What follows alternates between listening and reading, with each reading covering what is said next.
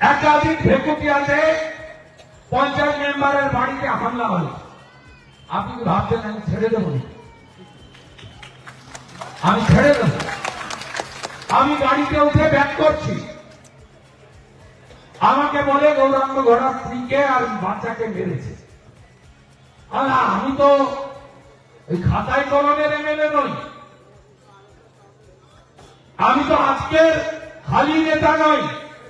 ভাইপোর যেদিন চাল চুটা ছিল না, নাম জানতো না, সেই যে 2003 সাল থেকে আমি সাধনতোয়াড়ি যুব সভাপতি। এখানে পুরে ঘরে যে বিশঙ্কর পান্ডা থাকতেন, এই ঘরে, এটাই ছিল আমার আশ্রম। আমি নন্দীগ্রামে এসে দেবিকার পায়ের কাছে বসে থাকতাম।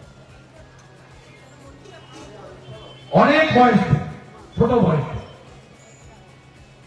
আমি সেদিনকার লোক।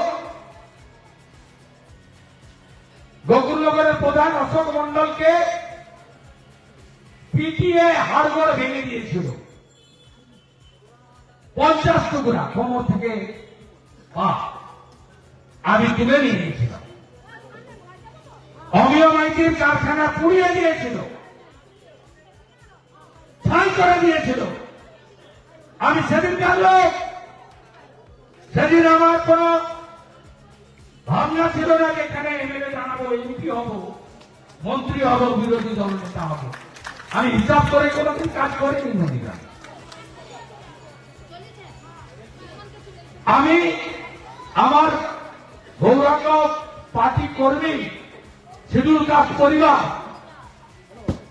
মা খাবে, বাচ্চাকে মারবে, আর আমি গাড়ি নিয়ে কলকাতা বা কাঁথি চলে যাব।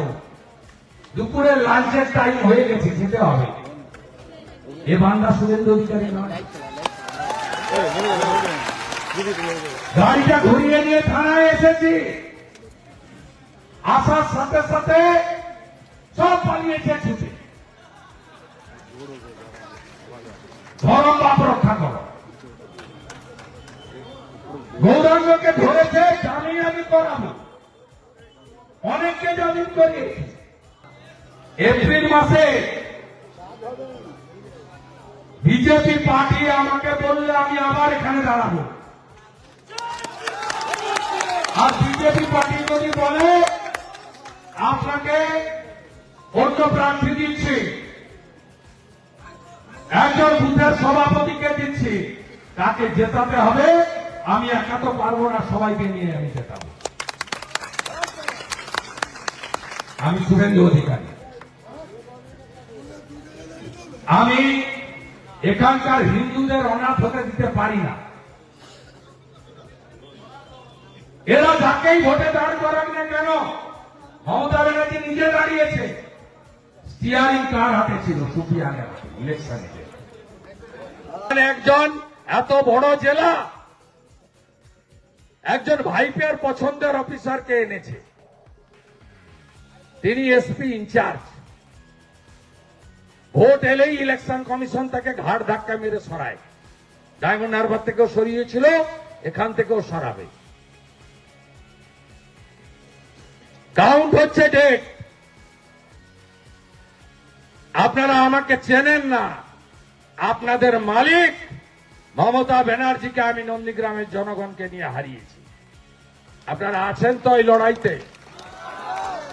বাংলাদেশ হতে দেবেন পশ্চিমবঙ্গকে? দেবেন না তো? তাহলে বেলা 1টা বাজে, লড়াই হবে, আমরা ছাড়ব না। আপনারা গ্রামে গ্রামে মানুষকে সংগঠিত করুন। এত বড় বড় কথা বলেন, আমি প্রত্যেকদিন সেবা দিই। ভাইপো বলছে নন্দীগ্রাম থেকে অনেক অনুরোধ গেছিল। কেউ অনুরোধ করেছিল? সুফিয়ান। কে অনুরোধ করেছিল? কে অনুরোধ করেছিল? বিশেষ করে আমার সনাতনী হিন্দুদেরকে বলবো, ছুঁচ ফোটাবেন না, এদের কাছে ব্লাড দিবেন না। কত ব্লাড টেস্ট করতে হবে আমাকে জানান। একদিকে পিসি বলে নন্দীগ্রামে নাকি আধুনিক চিকিৎসা দিয়েছি। এই হসপিটালে চিকিৎসা পাওয়া যায়? রেফার্ড রেফার্ড রেফার্ড রেফার্ড, আসো আর যাও, অ্যাম্বুলেন্সের ভাড়া মেটাও, তাই তো? কোন হেলথ সেন্টার মহেশপুর থেকে শুরু করে কোথাও ডাক্তার আছে, ওষুধ আছে? 1,08,000 ভোট তো পেয়েছিলেন আপনি, 5 বছরে এসেছেন একদিন। আমি তো 2,000 ভোট বেশি পেয়েছি, আমার ক্ষমতা কম, এমএলএ এর ফান্ড কম, বিরোধী দলনেতা বলতে পারে, করতে কম পারে, মানে তার সুযোগ নেই, সরকারি দল নয়। আপনারা আমাকে উৎসবে, বিপদে আপদে, আনন্দে দুঃখে কম বেশি দেখতে পান, গোটা রাজ্য ঘুরে বেড়াই, তার সঙ্গে আমার মন্দির, আমার ভদ্রাসন নন্দীগ্রামেও আমি আসি, চেষ্টা করি। 3টে অফিস খুলে রেখেছি, যতটুকু পারি পরিষেবা দেওয়ার চেষ্টা করি, আপদে বিপদে দাঁড়াই, মেসেজ পাঠালে পড়ি, যতটা পারি চেষ্টা করি পাশে দাঁড়ানো। আর যিনি 1,08,000 ভোট পেলেন, তাকে একবারও দেখেছেন? ভোটের আগে ভাইপো বাবু আসছেন, আরে আসুন না। আপনি এর আগে চণ্ডীপুর থেকে নন্দীগ্রাম এসেছেন,